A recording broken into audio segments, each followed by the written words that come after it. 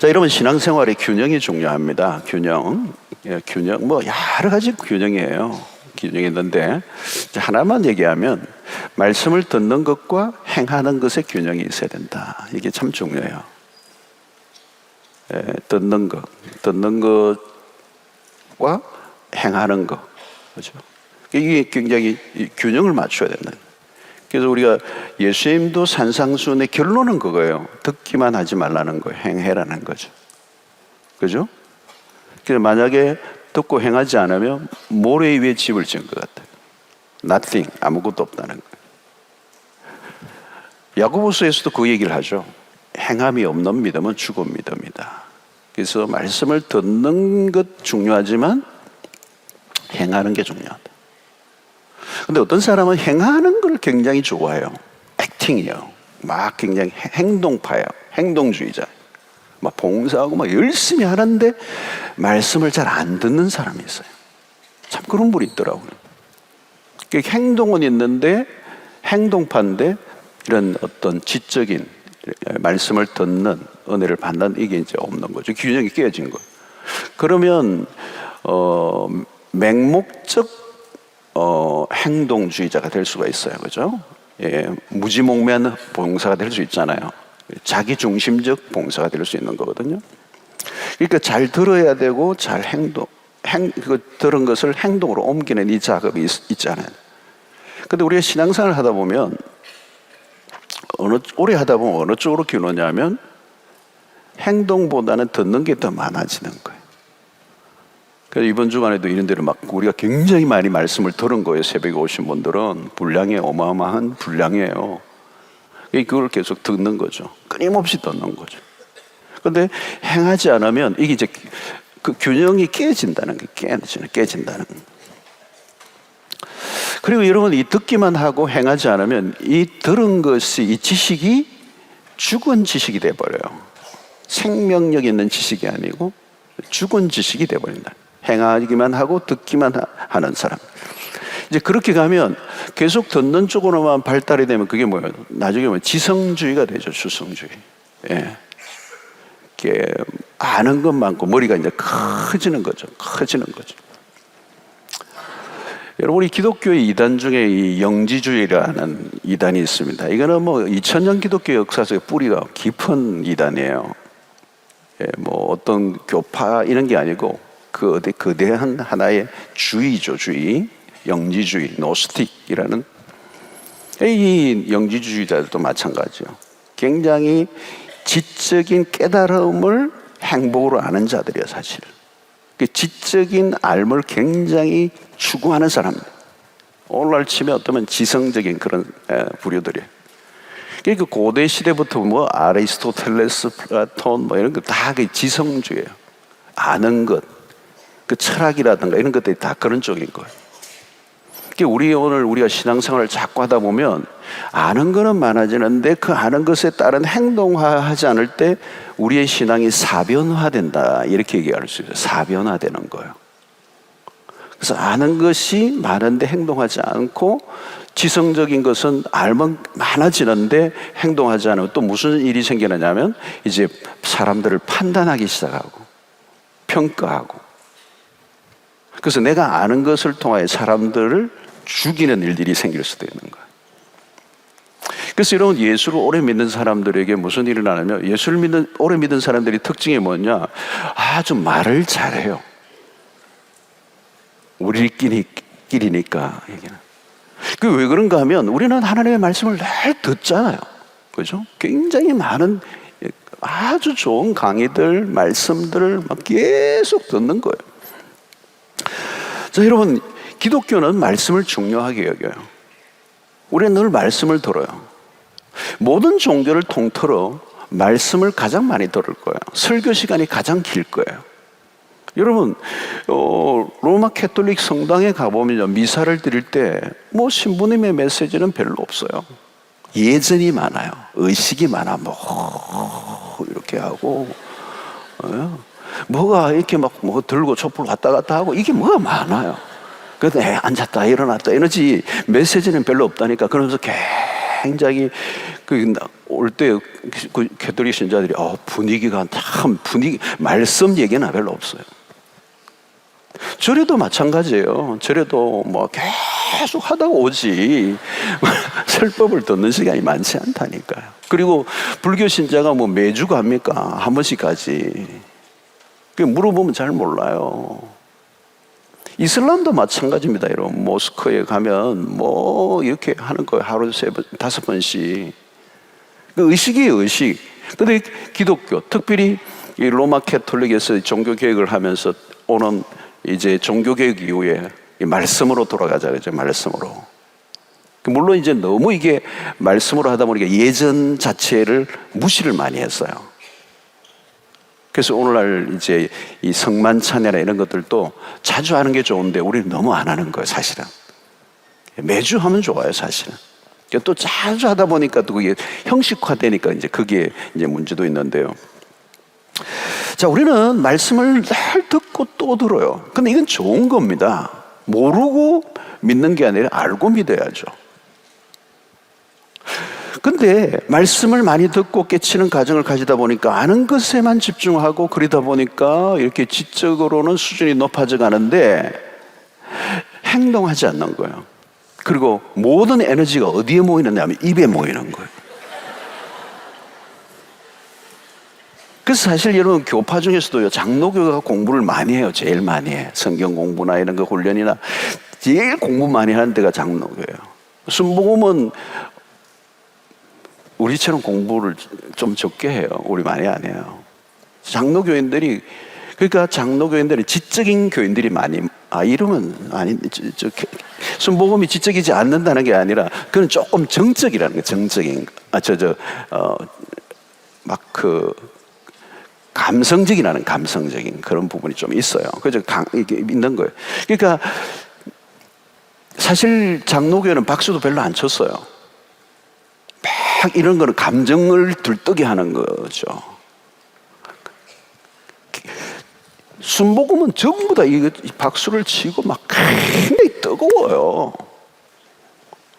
순복음 교인들 여러분 박수 치는 걸 보셨어요? 완전 제끼면서 하는데 대단해요. 장로교인들은 이렇게 쳐요. 이렇게 30cm를 절대 안 넘어요. 이렇게. 장로교인들은 이건 박수가 아니에요. 찬양하는데 와, 옆에 사람 치겠어요. 막 치겠어요. 한번 제끼는 게 있거든요. 근데 막 뜨거워요. 막 예수의 피밖에 할 때는 막 얼마나 빨라지는지. 장로교인들은 그게 안 맞는 거예요. 그러니까 장로교인들은 찹찹해요. 근데 나중에 이제 이 순복음을 많이 따라갔어요, 장로교회가. 그래서 요즘 장로교회 가운데 박수를 거의 다 치죠. 안 치는 교회는 거의 없어요. 이 순복음 영향이에요.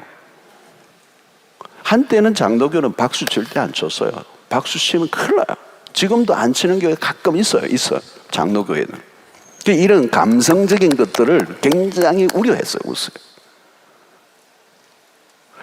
자, 그런데 여러분, 오늘 이 고린도 교도 마찬가지의 이제 그런 부분들이 있는데 지적인 것들을 추구하는, 이런 고린도 잘 알지만 아볼로 같은 교사, 성경 교사가 탁월한 교사들이 사람들 막 모여들고, 이게 또 지적인 추구의 어떤 하나의 형태예요. 성령은 모르는데 하여튼 성경을 아마 아볼로가 탁월하게 가르쳤던 것 같아요. 이게 이제 그런 고린도 도시의 어떤 흐름과 어떤 배경 속에서 어울리는 모습들이었던 거죠. 자, 그래서 오늘 19절에 이런 말씀이 나오는 거예요. 주께서 허락하시면 내가 너에게 속히 나아가서 교만한 자들의 말이 아니라 오직 그의 능력을 알아보겠다. 말은 많이 하는데 능력이 없다는 거예요. 잘 가르치는데 그게 능력이 없다는 거예요. 말은 너무 많은데 그 말에 지적인 교만들이 흘러나오는 거예요. 그래서 오늘 20절에 바울이 이렇게 얘기해요. 하나님의 나라는 말에 있지 아니하고 오직 무엇에 있다고요? 능력이 있습니다. 여러분, 하나님의 나라는 세상과 다르다는 거죠. 세상과 다르다는 거예요. 그 시대적 문화와 사조와 이런 지적인 것을 추구하는, 그건 나쁘지 않은데, 그 지적인 것에만 머물러 있고 그 지적인 것들이 하나님의 능력으로 역사되지 않고 그 말씀의 실체를 볼 수 없을 때 사람들은 그것을 믿을 수 없는 거예요. 여러분, 우리는 말할 때 그 말의 능력을 이제 증명해내야 된다는 거예요. 이 중세의 수도원 운동들이 일어날 때 보면, 이 아주 오랜 수도를 한 사람들 보면 그 수도 중에 가장 핵심이 뭐냐? 말을 안 하는 거예요. 아예. 여러분, 말 안 하고 혼자 이렇게 수도하는 게 쉬울 것 같아요? 미쳐요. 힘든 거예요. 근데 오랫동안 밖으로 말하지 않고 안으로 말하고 하나님의 음성에 귀를 기울이고 이제 수도를 하다 보면 이제 이분들의 삶과 인격이 이제 다듬어지면서 한 번씩 이렇게 나오는 말씀들이 굉장히 위력이. 그래서 굉장히 이 영적 수련을 많이 한 그런 수도사일수록 사실은 그런 사람일수록 말을 잘 못해요. 또 자신의 삶보다 표현할 수 있는 것이 적은 거죠. 자기의 삶 자체가 훨씬 더 메시지가 능력이 있는 거예요. 능력이 있는. 자, 여러분, 이 무술의 세계에서도 고수와 하수의 차이가 있는데요. 고수는 말이 적어요. 그리고 자기의 능력은 감춰져 있는 거예요. 그러니까 딱 보면 이분이 무술하는지 안 하는지도 잘 알 수가 없어요. 감춰져 있어요. 실제로 검객들도 옛날에 무사들이 돌을 다 깨치고 난 다음에는 이 검을 벽에 걸어두는 거예요. 쓰지를 않는, 들고 다니질 않는 거예요. 돌을 완전히 깨친 검객이 칼을 들고 다니면 위험한 거예요. 칼을 쓰면 죽는 거예요. 그러니까 싸우기 위해서 배운 게 아니에요. 돌을 깨치고 걸어놓는 거예요. 그래서 칼보다 더 중요한 게 칼집이 중요해요. 그러니까 칼보다 칼집이 훨씬 더 좋아야 돼. 꼽아놓기 위해서, 빼기 위해서 쓰는 게 아니에요. 이게 고수예요, 고수. 그게 딱 묻어놓으니까 칼을 안 들고 다니니까 무수한지 아닌지 모르잖아요. 그런데 하수는 말이 많아요. 막 그냥 무술에 대해서 막 열변을 막 토하는 거예요.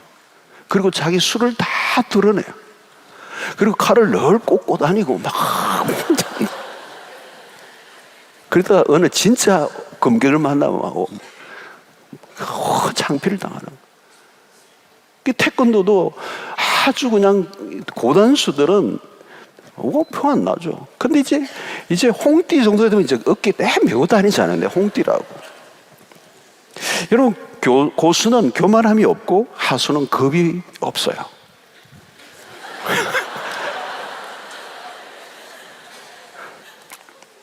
자, 바울은 말뿐인 신앙인의 모습에서 단호하게 얘기를 해요. 디모데후서 3장 5절에 이렇게 얘기해요. 경건의 모양은 있으나 경건의 능력은 부인하니 이 같은 자들에게서 내가 돌아서라 해. 겉모양만 그럴듯하고 실제는 텅 비어있는, 모양은 있는데 능력이 없는 거예요. 그러니까 모양은 교인인데 교제해보니까 교인이 아닌 거예요. 없어, 안에 그 믿음의 실체를 볼 수가 없어.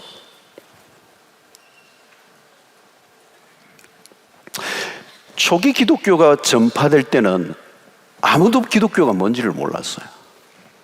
그래서 전도지가 참 중요했어요. 왜냐하면 거기에 기독교의 기본적인 교리들을 잘 정리하고 칼라프라 해서 이 기독교의 내용을 알려주는 거였어요. 그게 전도지가 굉장히 중요한 거예요. 초기 기독교가 뭔지를 모르니까 야소교, 서양 코쟁이들이 믿는 거 이런 정도잖아요. 그러니까 그때에는 교리, 이 성경 메시지가 중요한 거예요. 그런데 이제는 130년의 기독교 역사가 되니까 기독교에 대해서 모르는 사람이 별로 없어요. 뭐 미션 스쿨 나온 사람도 굉장히 많고, 전도지도 어떤 분은 막 수백 장 받아갖고, 그리고 전도 집회 뭐 총동원 주일에 교회를 안 났는데도 막 그 예수 믿는 친구 때문에 교회를 막 수도 없이 갔어요. 그래가지고 뭐 이런 막 반찬 또 통도 받아오고 막 수도 없이 왔어요. 안 믿는 사람들도. 그리고 채널도 있고 기독교에 대해서 내용을 이제 다 아는 거예요. 그래서 사람들은요, 교회 안에서 이제 뭐 일어나는 직분들 뭐 어떻게 그게 되는지도 다 알고, 그래서 너 아직도 그거 안 받았나 그러고 뭐 다 알아요, 다 알아. 지금은 뭐가 필요하냐면, 메시지보다도 사람들이 관심을 갖고 있는 것은 메신저. 그 메시지를 전하는 사람이 누군가에 사람들이 관심이 있는 거예요. 왜? 메시지는 이전에 다 봤기 때문에. 대충은 자기는 알지 못하지만, 중요한 것은 메신저가 누구냐는 거예요. 너가 전하는 그 메시지의 내용을 너가 갖고 있느냐는 거예요. 그러니까 너가 전하고 믿고 있는 것과 너가 일치하고 있느냐는 거예요. 그리스도인이라고 하는 이름 자체가 아니라 그 이름의 능력, 너가 말하고 있는 그 말대로 너가 살고 있는 거 맞아? 그리고 진짜야 그게? 그걸 증명해 보이는 거예요. 하나님의 나라는 말에 있는 게 아니라 능력입니다. 이게 우리의 과제입니다. 뭐 거기에 제일 큰 도전은 목사죠, 목사. 그죠? 예, 그 타이틀에서 주는 그 능력이 있어야 되잖아요. 그죠? 타이틀 자체는 의미가 없어요, 이제는. 타이틀 보고 믿지를 않는다는 거죠. 타이틀에 맞는 실력을 너가 갖추고 있느냐는 거예요. 20년을 다녔다면 20년 믿은 세월만큼의 너가 아는 지식을 말하는 게 필요한 게 아니고, 그 지식을 실제화한 얘기를 해달라는 거예요. 그러니까 오늘 이 디모데에게 이 말씀을 하는 거예요. 그 당시 교회 모습이겠죠. 경건의 모양은 있는데 경건의 능력은 부인하는 자들이라, 부인하는 자들.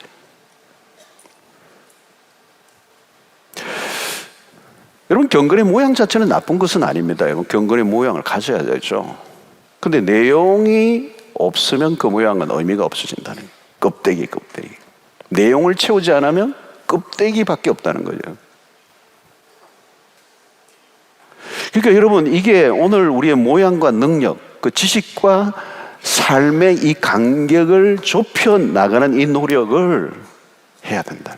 오늘 철회에 오신 분들은 이제 이 메시지가 무엇인지를 많이 아실 거고, 또 그렇게 살기 위해서 애를 쓰는 분들인 줄로 믿습니다. 그러니까 오늘 우리는 굉장히 좋은 설교를 들으면 내가 좋은 신자인 줄로 착각하는 시대라. 나는 어느 목사님 설교를 들어, 나는 어느 교회 다녀. 여러분, 좋은 교회 다니면 좋은 교인이 되는 거예요? 그러지 않아요. 좋은 교회에 다니는데 나이롱 신자도 많아요. 좋은 교회가 내 개인의 좋은 신앙으로 대체되지는 않아요. 좋은 신자는 각자의, 물론 좋은 교회에서는 좋은 교인이 될 수 있는 가능성이 많긴 하지만 그 자체가 전체를 담보하지 않는다.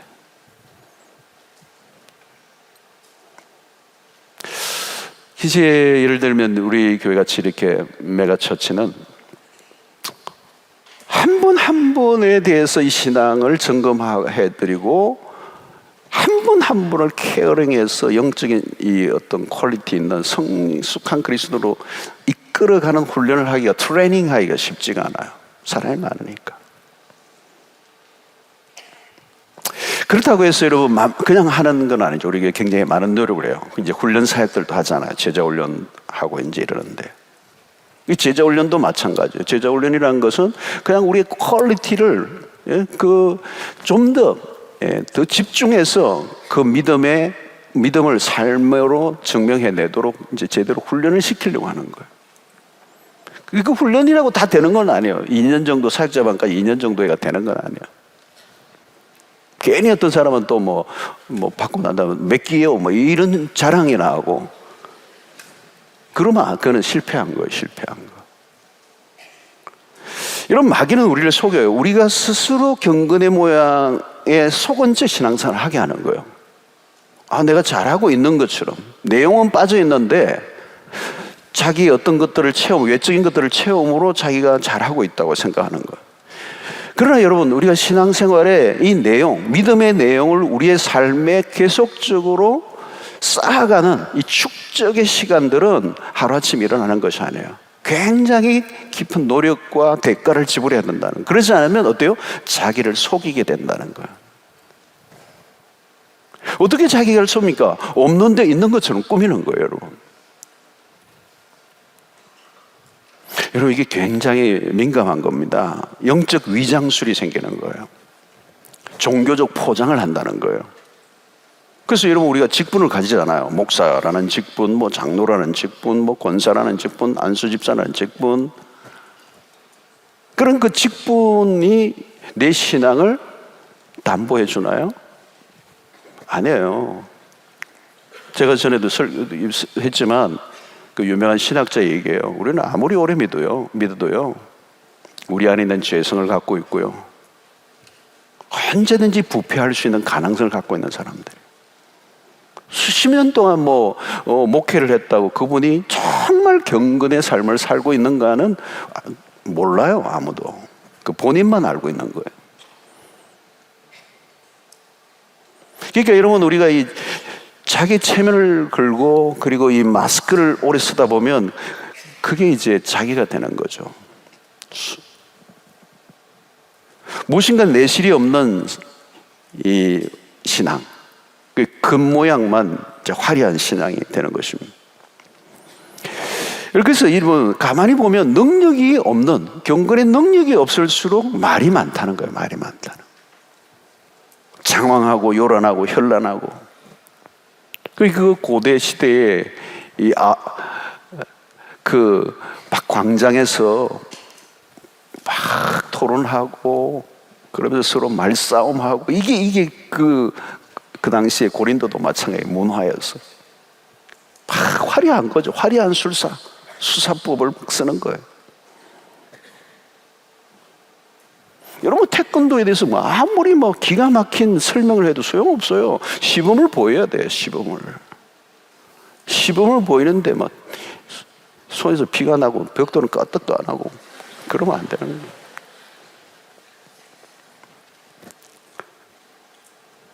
여러분, 보면 실력이 있는 사람은 자기 실력을 드러내지 않아요, 사실. 왜 그리스도인들이 말보다 능력을 가져야 하는가? 사람들은 말로만 하고 그 말을 뒷받침하는 능력이 보이지 않으면 믿지 않는다는 게, 특별히 오늘 포스트 모던 시대가 그렇다는 겁니다. 하나님의 나라의 실체를 보여준다는 거예요. 하나님의 나라에 대해서 얘기하는 것뿐만 아니라 하나님의 나라의 실체를 보여주는. 자, 여러분 보십시오. 오늘날 갈수록 세상이 굉장히 이제 지성화될 뿐만 아니라, 그 지성화된다는 말은 어쩌면 굉장히 이 시대가 진리를 받아들이기가 힘든 시대가 되어가고 있다는 거예요. 굉장히 강팍하고 완악한, 거스르는, 하나님의 그 진리를 거스르는 시대를 살고 있습니다. 그래서 웬만해서는 말로는 감동을 받지 않아요. 여러분, 기독교의 생명력은 사변적이지 않습니다. 예수님은 가르침만으로 우리에게 당신을 드러내지 않았어요.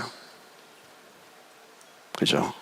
이 중요한 것은 우리 기독교는 예수님의 가르침만으로 있다면 그 어떤 도덕적 가르침이나 어떤 교훈들을 따르는 교가 되겠죠. 근데 기독교는 그건 아니에요. 가르쳤지만 사실 예수님의 가르침의 내용은 별로 없어요. 많지가 않아요, 여러분. 사복음서에서도 예수님의 산상설교나 또 요한복음의 다락방 강화나 비유 든 거 좀 있지. 여러분, 그거 다 합치면 얼마나 될까요?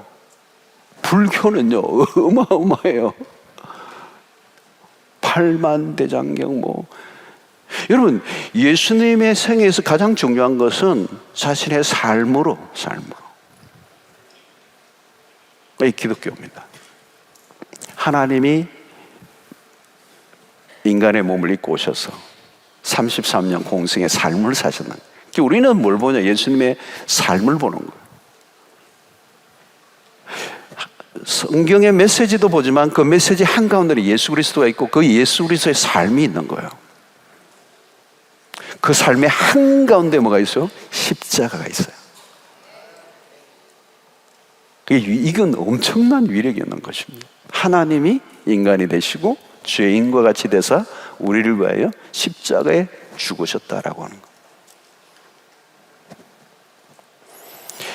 그러니까 공생애에 보여주시는 그 삶을 우리를 위하여 완전히 물과 피를 쏟으시고 자신의 삶 전체를 해체하시고 우리를 위하여 죽으신 하나님의 아들 예수 그리스도를 이제 만나고 그 복음의 실체를 경험할 때 그 복음의 능력이 우리의 삶을 뒤집어 놓아버리는, 무슨 교훈을 공부해가지고 깨달아가지고 그렇게 살아야지 이게 아니고 그 말씀이 육신이 되어서 우리 가운데 임하심으로 우리를 위하여 친히 온 몸을 사르셨던 이 복음에 우리가 뒤집어지는 거예요.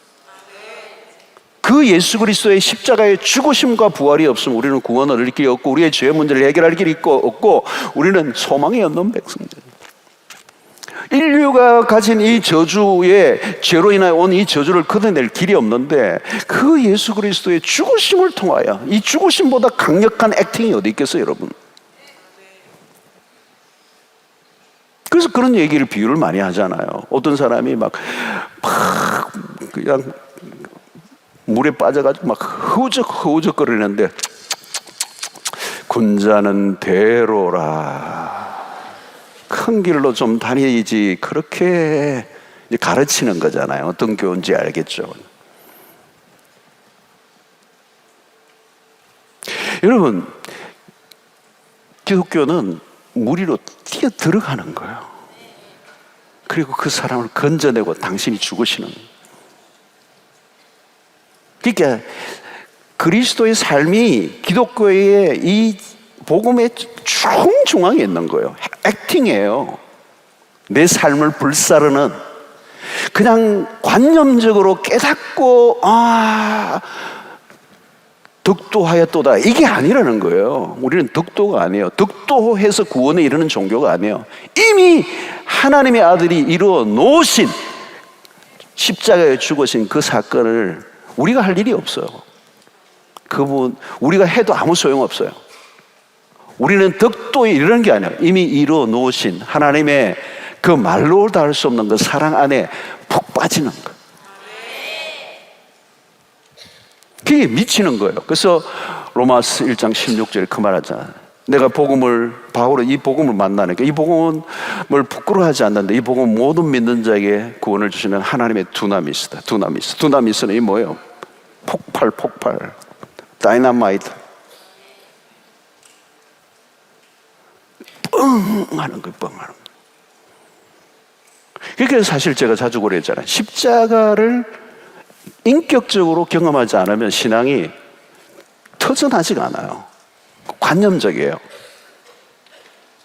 그냥 뭐 이렇게 하긴 하는데 그냥 자기의 지식의 세계 안에서 이해되어서 하긴 하는데 믿음의 세계 안에 깊이 못 들어가는 거예요. 봉사를 하든 뭘 하든 헌신을 하든 다 어떤 지점에서 딱 스탑이에요. 그런데 십자가를 경험한 사람은요, 리미트가 없어요. 갚버려요. 왜? 나를 위하여 죽으신 하나님의 아들을 내가 분명히 만났기 때문에. 어찌하여 나 같은 죄인을 위하여 죽으셨나이까.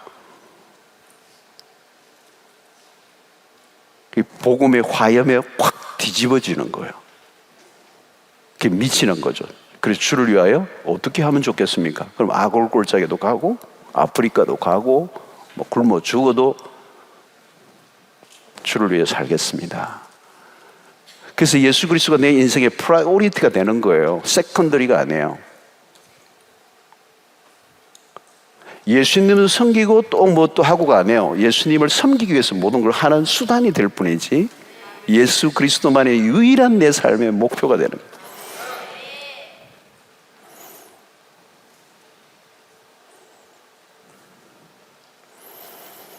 그래서 여러분, 우리의 신앙은 제대로 우리가 복음을 경험하면, 그래서 이 안다라고 하는 이 표현이 굉장히 중요한 거예요. 이 안다라고 하는 이 기노스코라고 하는, 히브리어로는 야다라고 하는 이 기독교 안에서, 성경 안에서 이 안다는 이 알면 그냥 지식적인 알을 얘기하는 게 아니에요. 무슨 알미냐면 체험적 알미예요. 체험적 알. 알리스트 맥크라스라고 하는 유명한 교수가 있어요. 신학자입니다. 신학자. 근데 이분은 무신론자였어요. C.S. 루이스처럼 무신론자였는데 옥스포드 출신이에요. 옥스포드. 여러분들은 옥스포드 하는데 안 놀라시는데 옥스포드는 이건 어마어마한 거. 우리 서울대하고 게임이 안 돼요. 옥스포드. 지성 중에 지성이네요. 이게 무신론자죠. 근데 하나를 만난 거죠. 이게 굉장히 지적인 분이에요. 인텔리전트한 사람 알 거 아니에요. 옥스포드 출신이니까, 박사니까, 학자니까. 그분 책을 보면요, 정말 기가 막혀요. 제가 이번에 여름에도 그 양반 책 몇 권을 또 읽고 했는데, 탁월하죠.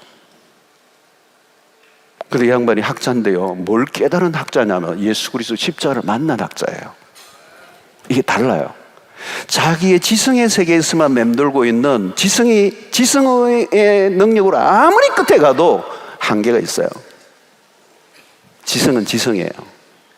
근데 이분이 그리스도의 십자가를 만나고 복을 만나고 무신론자에서 진짜 예수 그리스도를 인격적으로 만나니까 자기의 지식이 별거 아니라는 걸 깨달은 거예요.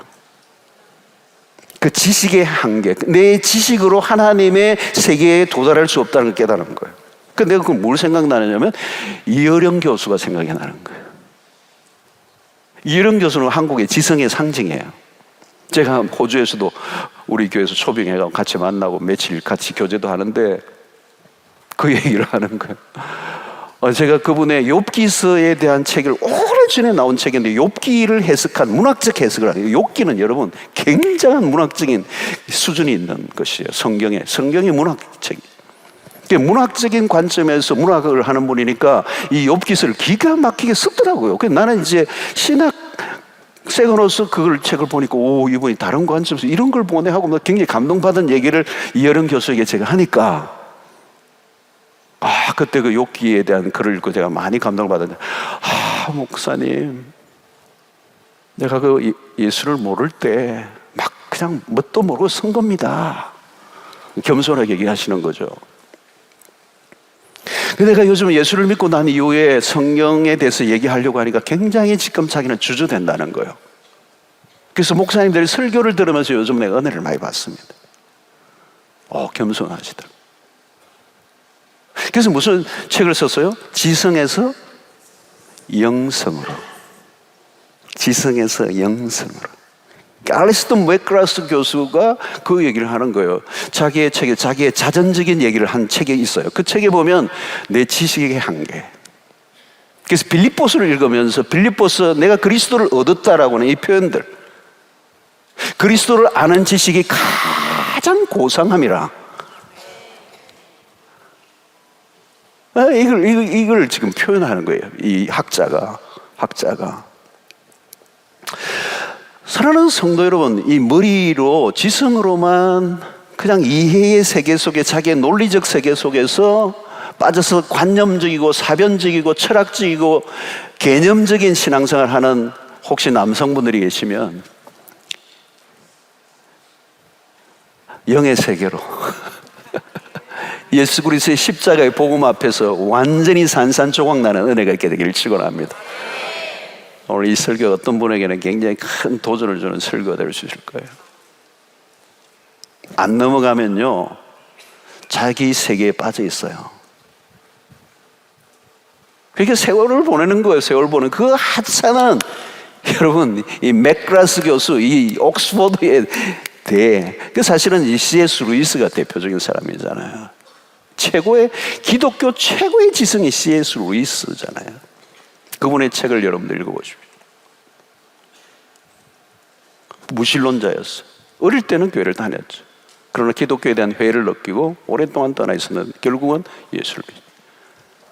이 양반이 너무 지성적이니까 연애도 안 돼. 머리로 사랑이 안 돼요. 너무 냉철하니까 가슴이 이게 그래도 두근두근하고 이래야 되잖아요. 연애를 안 해봐서 모르시겠어요? 뭔가 이성으로 설명 안 되는 이 내 몸이 되는 거예요. 그죠? 가슴이 왜 뛰는 거예요? 왜 잠이 오지 않죠? 그 나중에는 늦게 결혼하잖아요. C.S. 루이스가 늦게 결혼해요. 그리고 너무 사랑을 깨달으면서 지성의 세계가 아닌 또 다른 세계를 경험한 거예요, 이 양반이. 그렇게 탁월한 지성인인데 지성에서 깨달을 수 없는 세계를 깨달은 거예요. 아, 사랑이 있는 거예요. 이모셔널한 일, 사랑이라는 세계에 빠져들면서 사랑을 하는 거예요. 그래서 만든 책이 4가지 사랑이라는 책을 만들어요. 사랑을 깨달은 거예요. 지성의 세계에 넘어갈 수 없는 사랑의 세계니까. 근데 안타깝게 그 아내가 죽죠. 그 행복도 오래 경험하지 못한. 그래서 뭐 헤아려 입은 슬픔이라든가 이 고통에 관한 새로운 관점에서 이 글들을 쓰기 시작하는데, 그러니까 지적인 부분에만 머물러 있지 않고 이제 그런 세계로 이제 들어가는. 여러분, 우리가 예수 그리스도의 복음을 만나면요, 우리의 삶이 그냥 이렇게 사변적으로 그냥 지식적으로 가만히 잠잠하게 있을 수가 없어요. 삶으로 내 삶이, 그 복음이 나를 그냥 뒤집어 버려요. 그래서 역동적인 삶을 살게 만든다는 거예요. 제가 그랬잖아요. 이번 이 새벽 집회 때도 저는 굉장히 얌전하고 사람들 앞에 서서 이렇게 하는 사람이 아니에요. 아주 얌전하고 조용히 혼자 있는 착한 아이였어요. 제가 부목사 때도만 해도요, 설교할 때요, 덜덜덜덜 떨어요. 우리 아내 보고, 내가 설교하는 날마다 우리 아내 보고 내가 떨지 않도록 좀 기도해달라고 그랬어요. 막, 교인들은 모르는데 난 떨면서 설교했다고. 그리고 뭐 학교 가서도 뭐 질문해본 적 한 번도 없고요. 가만히 있는 사람이야. 굉장히 얌전하고 콰이어트한 아이였어.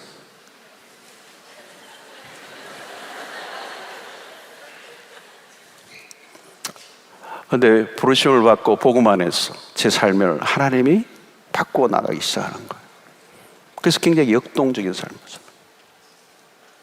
지금도 여러분들하고 같이 밤을 세우면 밤을 세울 수 있는 사람, 복음을 위해서라면, 가슴은 늘 막 끓어요. 가슴이 막 끓어요. 제가 뭐 지적인 걸 무시하는 사람은 아니거든요. 책을 읽고 그러는 거거든요. 근데 가슴은 끓어요. 파도가 쳐요. 바울 사도가 복음을 만나고 그의 삶을 보십시오. 역동적이죠. 사도행전을 보십시오. 오순절에 성령의 역사가 일어나니까 막 그냥 전부 다 미친 거예요. 예수님의 제자들을 보시면 미친 거예요. 7 집사들도 미친 거예요. 빌립 집사 미친 거예요. 뭐 사도나 집사나 차이 없어요. 그 시대. 왜 차이 없어요? 성령이 임하시면 성령이 일하니까. 직분이 의미가 없어져요. 마띠아를 여러분 사도행전 초반에 뭐 선출하는데 그는 제도적 어떤 시스템 안에 그냥 마띠아가 뭘 했는지 아무것도 성경이 얘기하지 않아요. 그냥 뽑은 거예요. 12명 채우려고. 그건 의미가 없는 거예요, 사실은. 성령이 임하니까 남종과 여종에 임하는 그 약속한 성령이 위로부터 부어지니까 빌립 집사, 뭐 스데반 설교, 순교하고 이러는데 설교 탁월해요. 이제 액팅이라는 거죠. 그 이름에 걸맞는 백성들이 된 거예요, 사도행전에. 말이 아니라 능력이 있었다는 거예요. 복음서의 제자들은 이름만 갖고 있었어요. 예수님의 사도로 그 영광스러운 직분을 받았어요. 직을 받았다고요. 베드로 같은 데는 정말 수제자 역할을 하고 그야말로 3인방도 있었잖아요. 베드로, 야고보, 요한. 측근에서 예수님의 제자의 이름은 있었지만 능력은 없었던 거예요. 그러니까 박살나잖아요. 뭐 배반하고 다 도망가 버리고 뭐 아무 쓸모가 없는 거예요.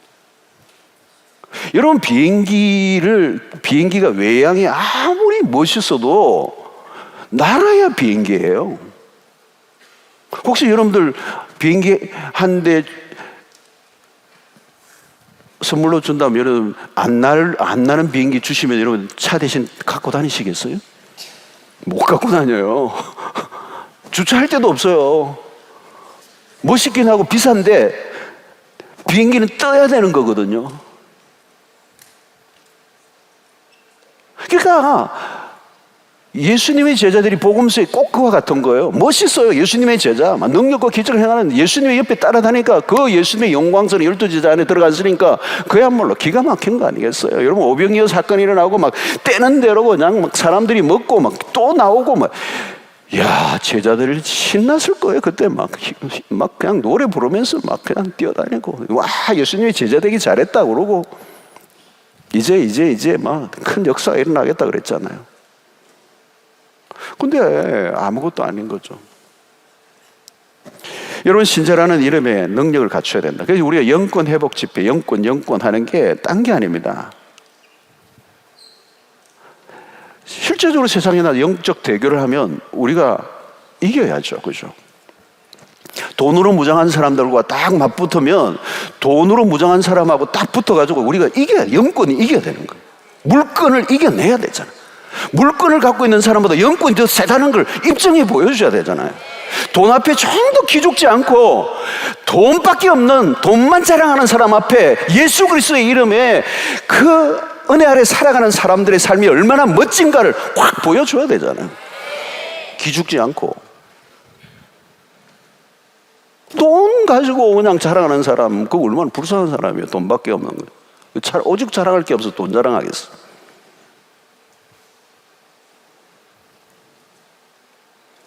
영권이란 딴 게 아니에요. 가장 그리스도인 다움. 그 다움이라는 말은 그리스도의 이름에 그리스도인이라는 이름뿐만 아니라 그 이름의 내용을 채운 실력을 채운 그게 그리스도인 다움.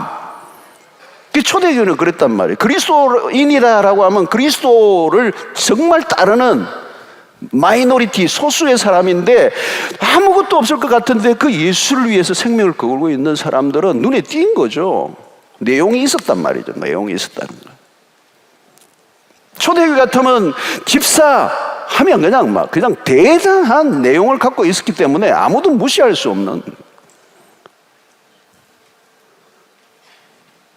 그러니까 믿음의 실체를 보이는 거예요. 믿음의 실체를 보이지 않으면 너가 믿고 있는 그 내용 자체도 내가 못 믿겠다라고 하는 거예요.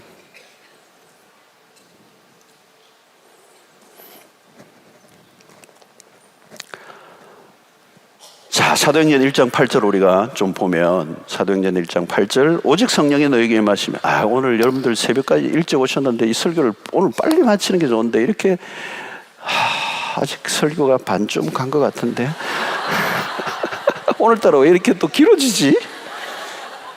나의 의도가 아니었어요. 나는 정시에 마치려고 하는 의도였는데 성령이 제 마음을 이끄시는가 봐요. 가실 분 가세요. 가실 분 가셔도 돼요. 진짜 저는 절대 그런 분 미워하지 않아요. 왜냐하면 자기 형편대로 하는 건데 저는 굉장히 이해심이 많은 목사예요. 그러니까 그냥 가셔도 돼요. 그리고 주무셔도 돼요.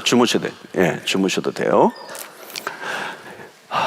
가능한 좀 빨리 하겠습니다. 자, 오직 성령이 너에게 임하시면 우리 잘 아는 구절이에요. 같이 한번 읽읍시다. 시작. 오직 성령이 너에게.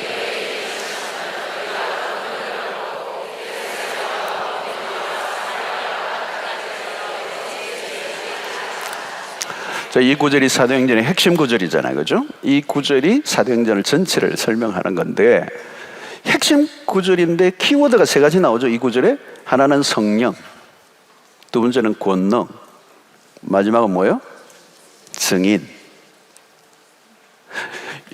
요 중간에 이 성령과 권능과 증인인데 중간에 권능이 참 중요해요. 이 성령이 임하심으로 권능을 받는 거거든요. 권능을 받아야 증인이 된다. 아주 간단한 얘기죠. 증인이란 뭐예요? 증인이란 노출되는 사람이에요. 자기의 그 갖고 있는 복음을 다른 사람에게 드러내는 사람이잖아요. 그러니까 증인은 숨어 있으면 증인이 될 수가 없어요. 어디든 증인은 자기의 복음을 실체를 드러내야 되기 때문에 모든 사람에게 자기의 실체를 드러내니까 위험한 거예요. 지금 중국 같은 데도 위험하잖아요. 너희는 세상의 빛이다 라고 할 때 그 가장 중요한 게 뭐냐면 빛은 숨길 수가 없어요. 숨겨지지가 않아요. 빛이 막 꼭꼭 숨은 안 숨겨져요. 빛은 스며 나오게 돼 있어요. 드러나게 돼 있어요. 어디든 하나 빛이 오면, 지금도 아주 작은 빛이라도 저 등대에 딱 있으면요 막 바다를 쫙 드러나는 거예요. 그러니까 여러분, 그리스도인이 된 순간부터 우리는 드러나게 돼 있어요. 그 직장에 가면 예수 믿는다 드러나게 돼 있어요. 그러니까 노출이 되면 뭐가 많아요? 공격이 돼요. 노출이 되면 유혹이 많아요. 회유가 많아요. 타협하자고 그래요. 왕따를 시키기도 해요. 자, 그런 환경 속에서 이 증인은 능력이 없으면 그 환경을 감당해내질 못해.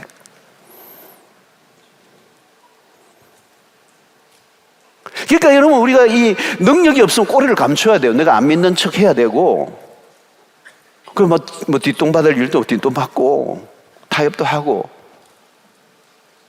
여러분, 그 시대 제도권의 유대주의, 거대한 유대주의의 이 종교 시스템, 그 속에서 아주 소수인 그리스도인들이 증인이 되어서 살아가려고 하면 그 거대한 힘에 밀려가지고요 입도 뻥긋 못하고 돌아올 수 있는 거예요. 그 당시에 성전이 있었거든요. 예수님이 십자가에 죽으시고 한데도 여전히 유대에 화려한 성전이 있었잖아요. 그 성전 제도가 있었고, 유효기간이 끝난 종교, 그럼에도 불구하고 시스템은 견고하기 때문에 이 제도가 사람을 죽이는 거예요. 그 예수님을 죽였던 사람들이 누구예요? 그 당시 그 제도권의 유대주의 그 거대한 종교 지도자들이 야합해가지고 예수님을 그 로마의 힘을 빌어 죽인 거잖아요.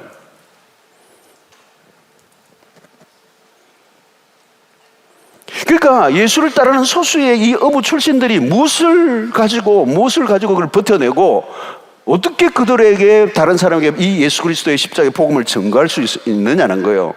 그러니까 뭐가 필요해요? 권능이 있어요. 권능. 그 권능이라는 것은 증인이 될 수 있는 내용을 채우는 거예요. 여러분, 기독교는 말만이 아니고 능력입니다. 그래서 이 베드로와 요한이 놀라운 일이 나죠. 사도행전 3장에 그 성전 미문에 앉아있는 날 때부터 일어나지 못한 그린을 딱 보는 순간에 매일 9시 기도하러 가는 그 9시 기도 시간에 가는데 늘 다녔던 그 길 있잖아요. 근데 그날 이제 성령이 임하시고 지나가는데 그 사람이 눈에 딱 띄잖아요. 그리고 지나가지 않죠. 그리고 내가 은과 고만 내게 없지만 내게 있는 것으로 내게 주노니 곧 나사렛 예수의 이름으로 일어나 걸어라. 일어나. 막 뛰고 춤을 추는. 이게 여러분 권능이 임한 것입니다. 내용이 채워진 제자들. 그러니까 전에는 그게 없었으니까 그냥 지나다녔던 거예요. Nothing happening이에요. 그 내가 믿고 있는 진리의 실체를 보여줄 수 없었던 거예요. 그러니까 막 지나간 거예요. 무기력하게 지나간 거예요. 사랑하는 성도 여러분, 이 밤에 우리의 복음이 머리로만 이해되는 것이 아니라 복음을 실체적으로 경험하고 그 복음이 나에게서 경험될 뿐만 아니라 이 복음을 다른 사람에게 실제적으로 보여줄 수 있는 내용으로 되기 위해서 우리의 믿음에 노력이 필요한 거죠. 그래서 오늘도 우리가 기도하는 건 그런 것입니다. 그런 거예요. 하나님, 그래서 좀 더 많이 알기 위해서 우리 지적인 어떤 이해와 동의 정도가 아니라 권능 있는 그리스도인으로 이 세상 속에 나를 던질 때 그 사람들이 그 앞에 그 진리의 실체를 볼 수 있는 그리스도인이 되게 해 주시옵소서. 베드로가 여러분 어떻게 이런 얘기가 합니까? 2장에서 막 설교를 하는데 그 자기를 예수를 죽였던 자들이 제도권 그 사람들이 다 있어요. 제사장들도. 그런데 막 거침없이 설교를 하는 거예요. 3,000명이 회개하고 죽기로 돌아오는 역사가 일어나요. 이게 무슨 일이에요, 여러분? 복음서의 그 베드로 맞아요? 동명이인인가? 동명이인이 아니에요. 베드로 그 사람이. 여러분, 오순절 성령 사건 이후 그에게 권능이 임했습니다. 큰 능력이 임했어요. 권세가 있었던 거죠. 여러분, 예수님도 보시면 권세 있는 자예요. 마태복음 7장 28절 29절에 이 말씀을 전하시고 난 다음에 이런 일이 나요. 예수께서 이 말씀을 마치시면 무리들이 그의 가르치심에 놀라니 이는 가르치시는 것이 권위 있는 자와 같고 그들의 수요한들과 같지 않다는, 권위가 있었다는 거예요. 여러분, 오순절에 임했던 능력이 어떤 것입니까? 불처럼 바람처럼 하늘로부터 위로부터 임하시는 능력. 여러분, 불과 바람이 만나면요 걷잡을 수 없는 거예요. 지금 링링 태풍이 온다는데 불의 바람이 만나면요 감당이 안 돼요. 바로 그런 것이었습니다. 이 복음의 능력이 현격하게 나타날 때 아무도 거부할 수 없는, 개인도 마찬가지입니다. 여러분, 복음이 능력이 강력하게 임하면요 저항을 못해요. 개인이, 내 지성이, 내 어떤 의지도 저항이 안 돼. 그냥 불이 막 한번 붙어버리니까 내가 끌 수가 없어요.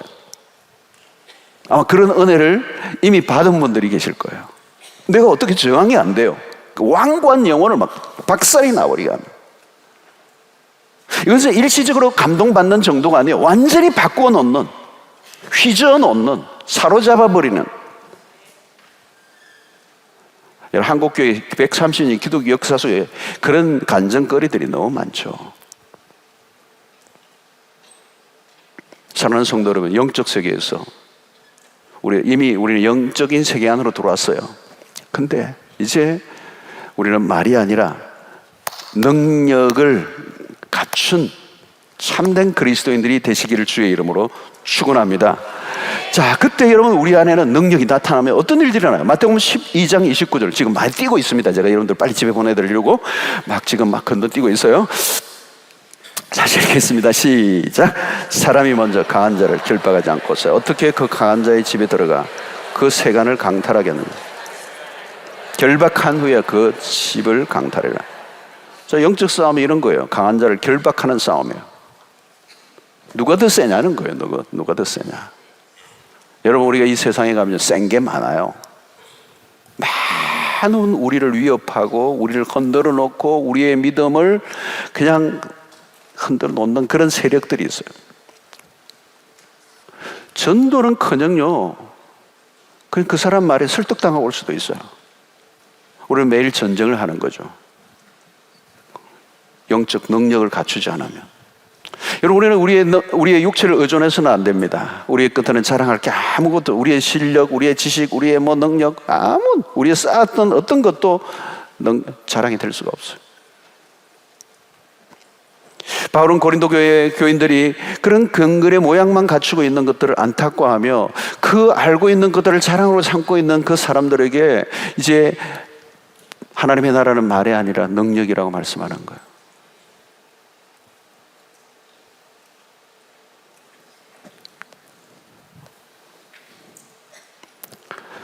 자, 그러므로 여러분, 우리 이 세상에 살아가면서 말로는 설명이 안 되는 우리의 복음의 내용과 실체를 가지고 세상에 나아가는 그 삶이 도대체 어떤 삶이냐는 거예요.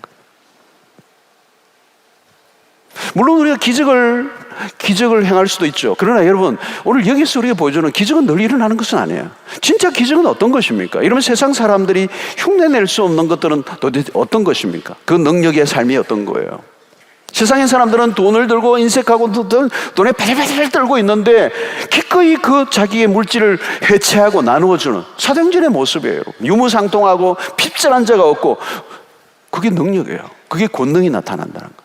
그게 뭐예요? 이기심을 해체하는. 여러분 제일 힘든 것 중에 하나가 뭐냐면 이 이기심이 극복하기 어려워요. 인간은 철저히 자기중심적이에요. 아주 이기적이란 말이에요. 그 사장진의 권능이 임하니까 그 권능이 어떤 형태로 나타나요? 더 이상 물질의 탐욕에 사로잡히지 않고 나에게 있는 것을 나누어 가난한 자들과 베푸는, 풀어내는.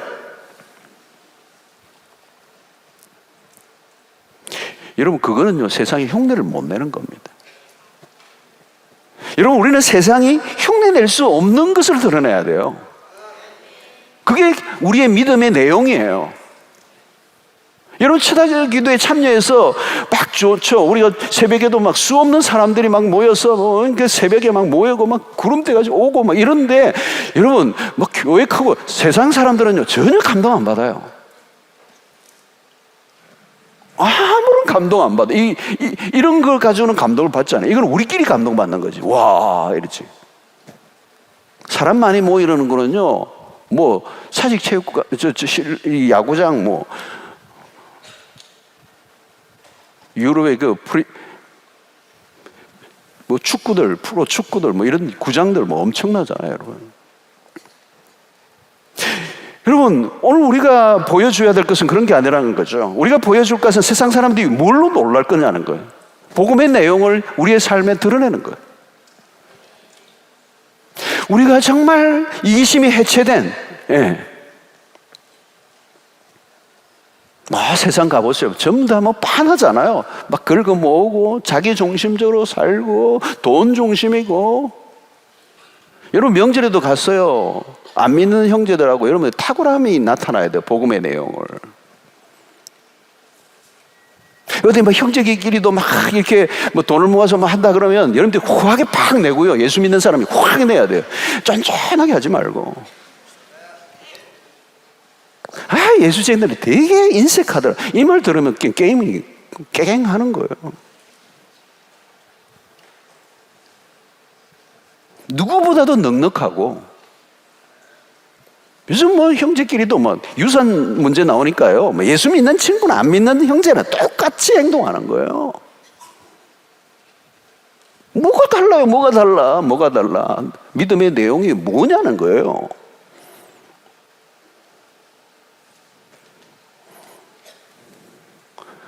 교회에서는 직분을 갖고 있는데 도대체 그 믿음의 실체가 뭐냐는 거예요. 여러분 왜 자녀들이 예수를 안 믿느냐 하면 그 부모를 통하여 믿음의 실체, 내용, 실력, 그 능력이 뭐냐는 거예요.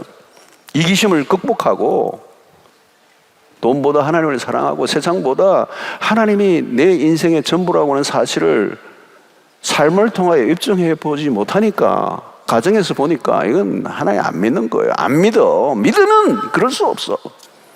그러니까 믿음의 대가 끊기는 거예요. 하나님의 나라는 말하지 않고 능력이 있대. 이 말이에요. 여러분 가슴에 사무치도록 파고 들어가셔야 돼요. 이 밤에. 교회 10년, 20년 다니는 게 중요한 게 아니고요. 특별 집회에 참여하는 게 중요한 게 아니고요. 그 뭐 개근상 받아가 그거 어디 쓰겠어요, 여러분. 세상의 능력은 다 힘자랑이잖아요. 힘자랑, 자기 과시, 자기 자랑이 막.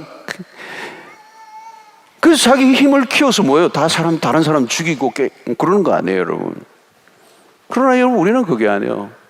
죽어가는 사람을 살리는 우리의 힘으로, 우리의 권능, 우리에게 주어진 은혜로 우리는 다른 사람을 판단하고 죽이고 뒷담화하는 게 아니라 연약하고 넘어진 자들을 이렇게 세우는. 세상은 여러분 죄를 폭로하고 막 숨기고 막 야단 법석이죠. 남의 죄를 막 덜 치워내고 내 죄는 가급적이면 덮고. 그러나 여러분 하나님의 능력은 그러지 않아요. 하나님의 능력이 임하면요, 복음의 능력이 임하면요, 내가 내 죄를 스스로 폭로시켜요. 그게 복음의 능력이에요. 자신의 죄의 심각성을 고백해요. 죄를 죄로 볼 수 있게 만드는 것, 그 그 죄가 얼마나 하나님 앞에 심각한 것인가를 깨닫고 스스로 자기의 죄를 토설하고 고백하고 선포하고, 그래서 하나님의 자비와 공의를 구하는, 여러분 하나님의 능력이 임하면요 죄를 감추고 싶어도 못 감춰요. 그래서 여러분 하나님의 능력이 임하는 곳에 두려움이 있는 거예요. 두려움. 하나님의 능력이 나타날 때 두려움이에요. 하나님의 능력이 나타나면 그 앞에서 우리의 어떤 조그마한 죄도 용납되지 않는다는 걸 알기 때문에, 여러분 초대교회 그래서 아나니와 삽비라 사건이 뭐예요? 헌금 들고 왔는데 즉사해 버리잖아요. 그게 하나님의 능력이에요. 권능이 나타난 거예요. 불의를 용납하지 않는 거룩한 교회. 교회는 능력이 있어야 돼요. 순결해야 돼요. 거룩해야 돼요. 그때 하늘의 권세가 임하는 거죠. 여러분 우리는 세상 속에서 뭐 내 죄가 드러날까 봐 두려워하는 그런 존재가 아니에요. 내 죄가 얼마나 심각한가를 드러내고 예수 그리스도의 보혈의 능력으로 우리의 죄가 용서받고, 이제 우리 안에 있는 어떤 조그마한 죄도 내가 스스로 인정하지 않고 그걸 용납하지 않고 그것을 까발리고 용서를 구하고 정결함을 입을 때 빛 안으로 들어가는 것이고, 그래서 우리가 빛의 자녀로서 세상 안에 가면요 어둠 속에 거하는 자들이 부들부들 떠는 역사가 일어날 때 그게 권능이에요. 권능. 그래서 나는 아무 말도 안 했는데 그냥 그게 딱 사무실에 앉아있는데 전부 다 그냥 쪼는 거예요. 막 음담패설하다가 내가 딱 들어가는 순간 딱 잠잠하는 거예요. 한마디 하지도 않았는데 사람들이 내 존재에서 풍겨나오는 거룩함 때문에 압도를 당하는, 함부로 말을 내뱉지 못하게 하는 영적 권세가 흘러나오는, 이게 권능이에요.